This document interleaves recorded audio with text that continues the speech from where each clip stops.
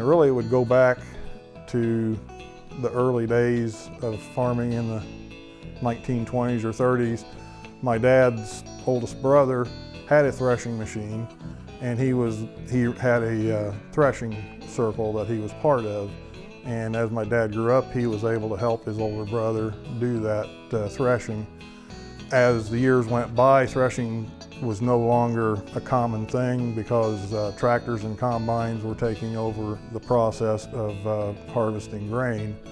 I think 1952 was the last year that my Uncle Wilbert Melville had used his thrashing machine.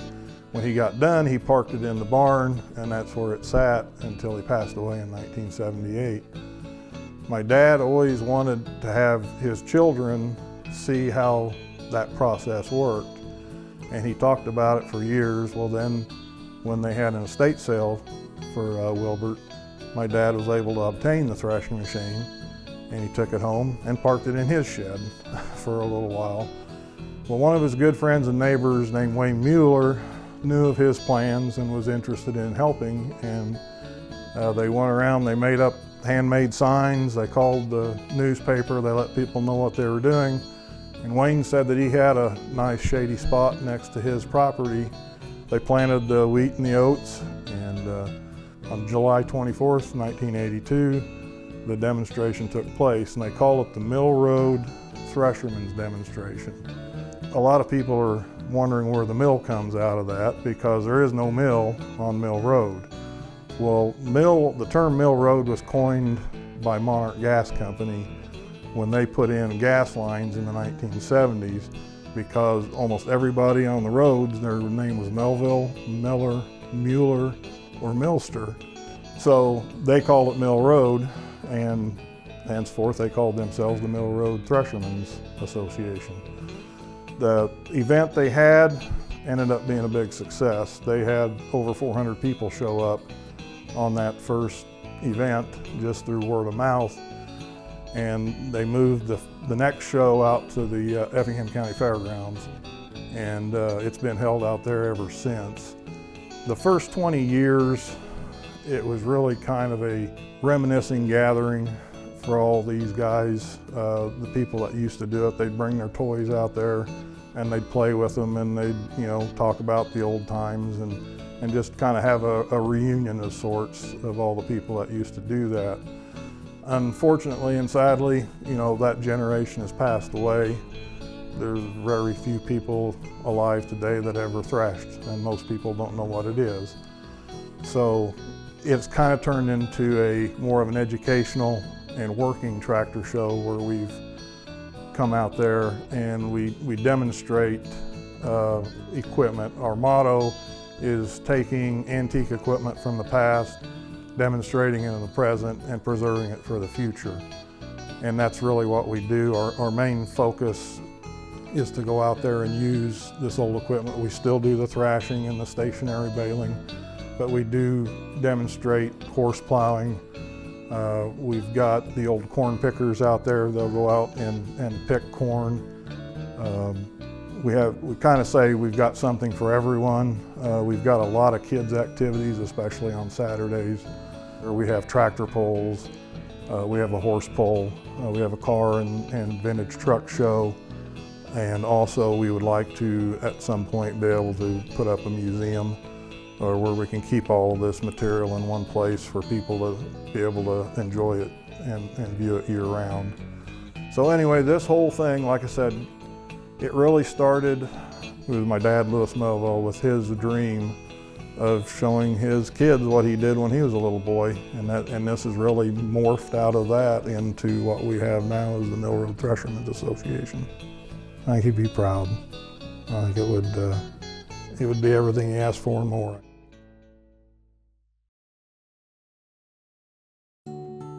Altamont was incorporated as a town or city in 1871. Fire protection back then, we assume, was buckets, where they would do a line of people where they'd hand buckets to each other to put the fire out. Our first records of a fire company would be 1883, There are some old records that state there was an Altamont Fire Company formed by the city government. In 1889, there are some records that they purchased a Gleason and Bailey hand pumper, which we are still in possession of. They also bought a hose cart, 300 feet of hose, an alarm bell, which I've been told was in the city hall area, and that's how the firefighters were summoned to a fire, was the bell was rung, and other necessary equipment.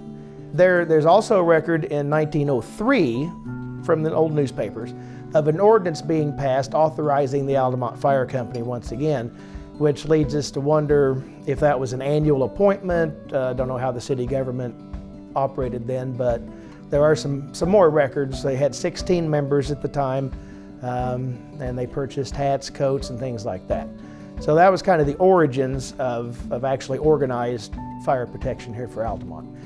One of the interesting facts from that era was that Effingham, our neighbors to the east, had sent help, mutual aid help, to help us, and they sent over fire apparatus by train. And it was recorded that it only took 13 minutes to get the assistance here. That was kind of shocking considering the time and the effort put into it.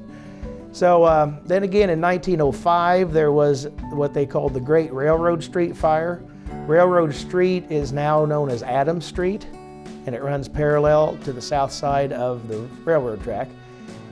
It started at Heiligenstein's Bottling Works.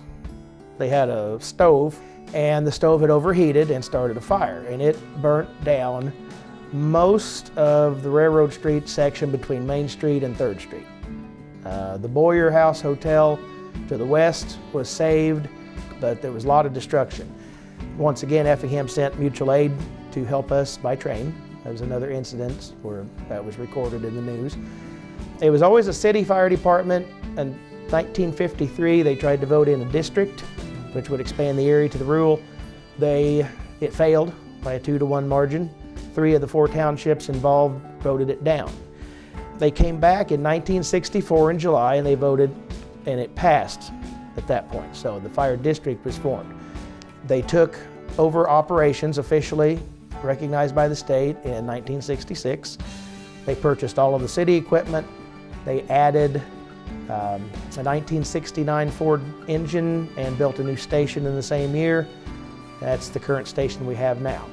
We cover 115 square miles, plus we cover a stretch of Interstate 70 from the 79 mile post to the 88. It's always been volunteer. We don't have any career people that get paid a salary. We carry a roster of 30 volunteers. We have a chief, myself, I have 3 assistants. We also have a captain and 2 lieutenants, and the rest are firefighter rank.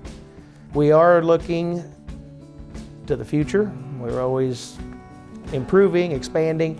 We are working on building a new station at some point in the future, we hope. My goal has always been, since I accepted the chief position, was to get through my tenure with no serious injuries and everybody goes home when the call's over. The reward that I myself get, and I know that the rest of the crew, is to help somebody when they're having possibly the worst day of their life. When things are tough, when there's an emergency, they come together and help. I have great, profound respect for my crew.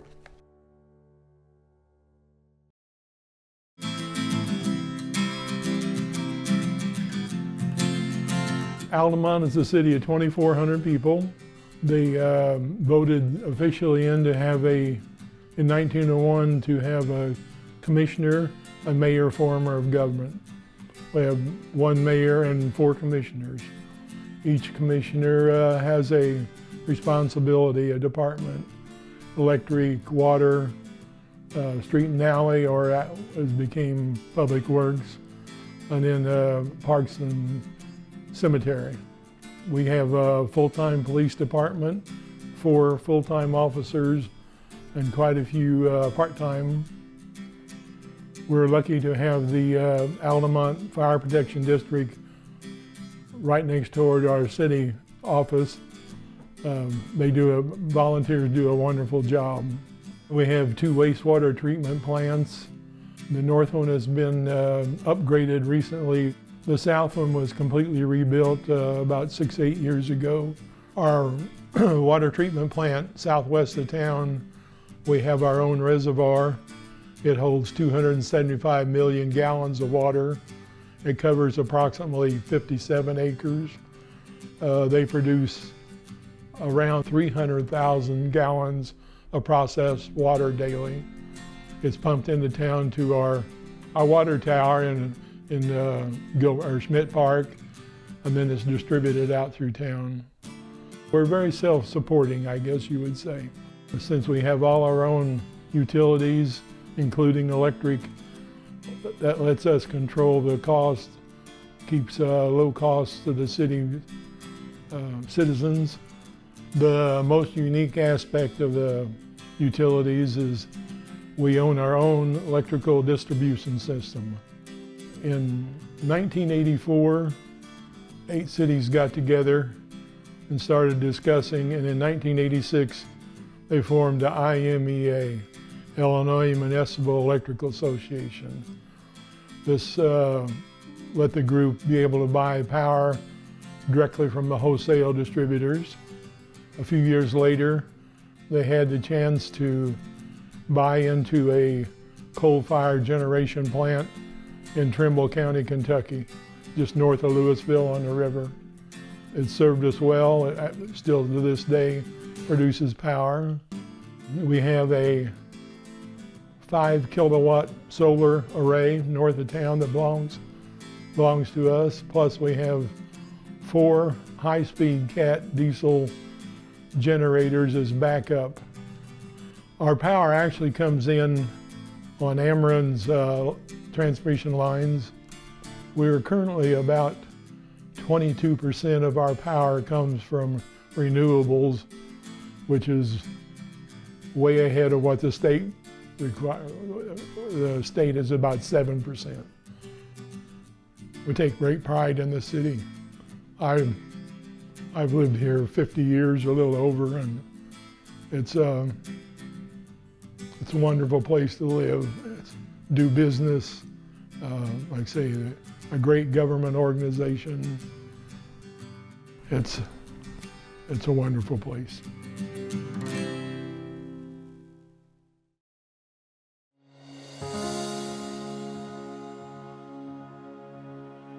Well, Illinois is blessed with many small towns, each one unique. They may have a square downtown, even with a stately courthouse, but not Altamont. We have a triangle. Those original streets were laid out at a 90-degree angle to the railroad. So as the city grew, they started to bump up against existing north-south and east-west roads. I won't get into the geometry lesson, but you end up with a triangle. Well, the city continued to grow, and our triangle suddenly found itself in the middle of our town. So the city fathers embraced that 3-sided block, and they built a bandstand near the north end of it. In the years leading up to World War II, there would be merchants' nights on Saturday night downtown. And in an effort to increase the number of people that would come downtown, the merchants all agreed to put in the same amount each week, and they had a band created. In the years after World War II, Merchants' Night was changed to Friday night, and now the band was made up of high school and grade school students. It was at this time that the Altamont Band Boosters was created, at a time when Marvin Kohlmeyer was our director. The original intent of the Band Boosters was to help students who may not be able to afford an instrument to have one. From buying instruments, they started buying medals, participation awards for the band members. They helped the school buy uniforms. And in the later years, they would send that band on trips to places like St. Louis, Chicago, and Florida. The oldest organization in town is the Masons, who have been in existence since 1867, shortly after the Civil War. But your math would tell you that's before Altamont was a town. Today their lodge is a half a block north of the triangle, and they use that triangle like all our organizations do. They use it regularly for fundraising, for it is the heart of our town and where you go to be seen. They host blood drives, they organize local parades, they sponsor the high school Scholar Bowl team. They help send the trap and skeet team to nationals, and they take great pride in providing scholarships to our graduating seniors. The Altamont Educational Foundation has a mission of helping teachers and students. They help the teachers by helping them buy needed classroom supplies, and they help the students by offering 10 to 12 scholarships each year of $500 or more. Our Altamont Sports Boosters was created in 2003 and is a nonprofit organization with a simple mission: to help the student athlete be the best that they can be. And they do this by supporting all high school sports. And they also oversee an endowment fund, which has been set up to help them for many years. And they give numerous scholarships to our graduating seniors as well. And our Lions Club, chartered in 1939, is responsible for numerous programs and improvements around Altamont. Fighting hunger, adult and child vision, youth programs are paramount to our Lions. Some of our accomplishments are brick and mortar. The pavilion at the Lions addition to Schmidt Park, the pavilion at Ballard Nature Center, and the concession stand at Gilbert Park were all built through the efforts of the Lions. The groups I've mentioned, and there's other groups, I'm always amazed at how, if there's a need somewhere, we find the funds and the people to do it. And how the city of Altamont, its residents, and these many organizations use the triangle to shape their community.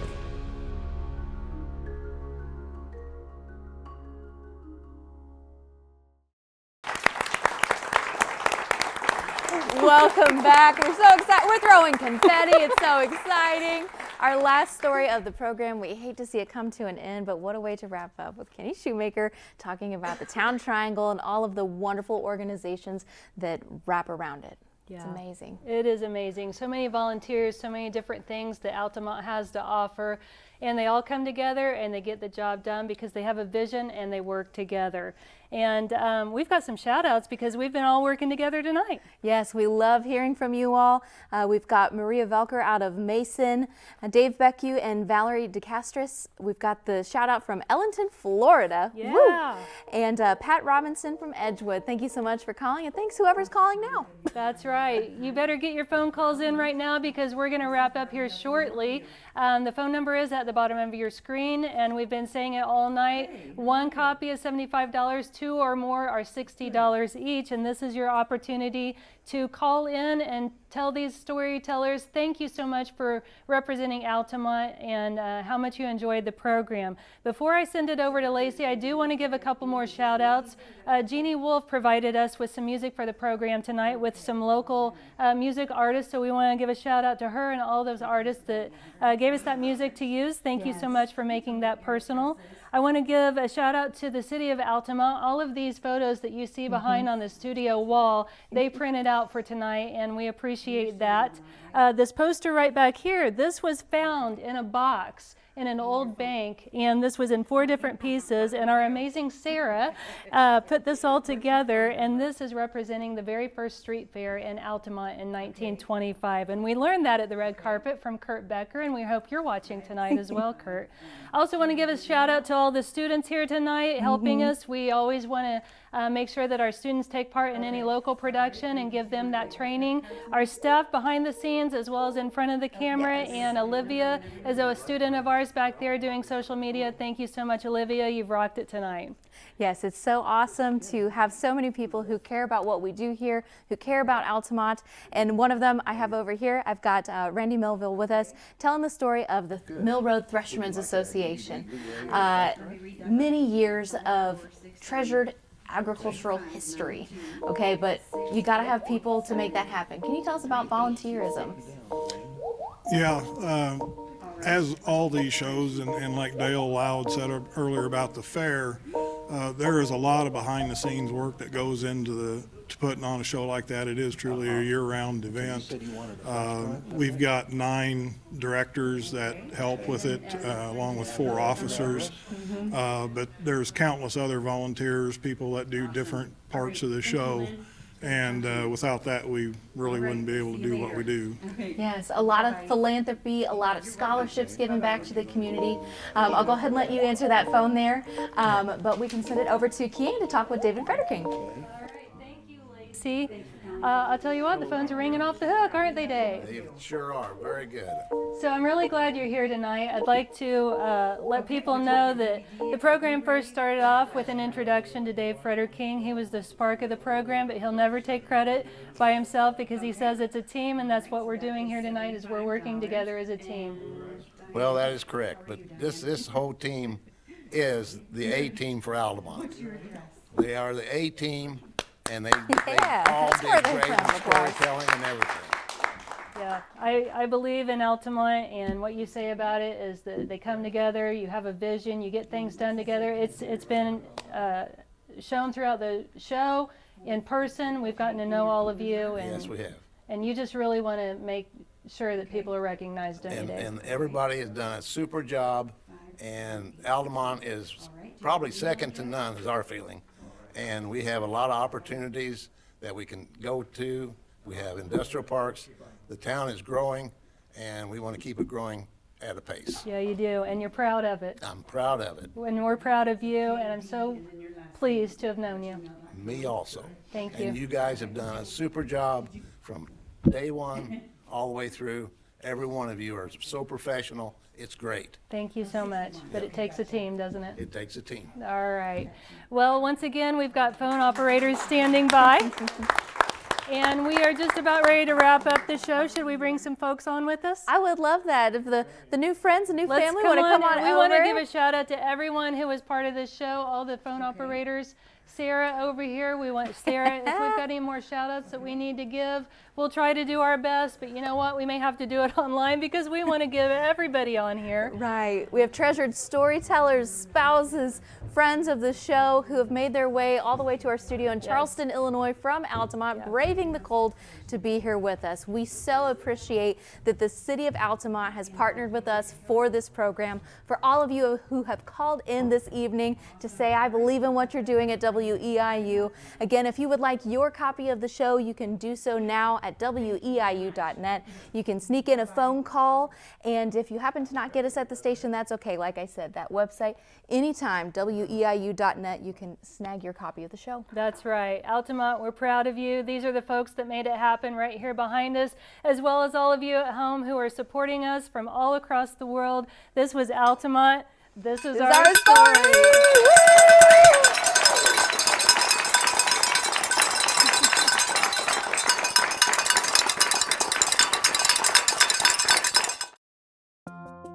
Altamont, This is Our Story on WEIU is brought to you in part by Rogers Home Appliance. Rogers Home Appliance is a proud supporter of Altamont, This is Our Story. Rogers Home Appliance, located at 115 North Main, hopes you enjoy the show. Rogers Home Appliance, your local appliance store with 2 locations, Altamont and Effingham, for your convenience. Lutheran Care Center. Lutheran Care Center, a not-for-profit retirement community, provides a wide range of living options including skilled nursing, senior living apartments, independent maintenance-free homes, and LCC Kids, a licensed child daycare center. Lutheran Care Center salutes all the storytellers in WEIU's Altamont. This is Our Story. Ballard Nature Center. Ballard Nature Center is happy to present Altamont, This is Our Story. Ballard Nature Center, with hiking trails, kids fishing pond, pavilions, and a visitor center with exhibits and bird feeding garden, is open all year. Enjoy the show from your friends at Ballard Nature Center. MOCD Law. McDevitt, Osteen, Hoineke & Daters, LLC, With over 200 years combined legal experience providing solutions in personal injury, estate planning, probate, family law, criminal defense, real estate, business organization, and commercial transactions. McDevitt, Osteen, Hoyneke & Daters LLC thanks all of the champions, stories, and storytellers involved with Altamont. This is our story. Irwin Seating Company. Irwin Seating Company, a proud fourth-generation family-owned business, stands as one of the world's foremost manufacturers of audience seating for movie theaters, auditoriums, arenas, and more. As a cherished partner of WEIU's Altamont This is Our Story, we are honored to be woven into the fabric of Altamont, Illinois, and to contribute to the rich heritage of this remarkable community. We invite you to sit back, relax, and enjoy the inspiring stories and history that Irwin Seating Company has been part of for generations. Joe's Pizza, Altamont. Joe's Pizza in Altamont is Altamont's Italian carry-out, dine-in, delivery, and catering restaurant. Joe's Pizza of Altamont thanks all of the people who helped, created, assisted, and produced WEIU's Altamont This is Our Story. Enjoy all of the stories from your neighbors at Joe's Pizza. Additional funding provided by Allwart Artworks, Hydane's Hidden Timbers, and the Illinois Arts Council.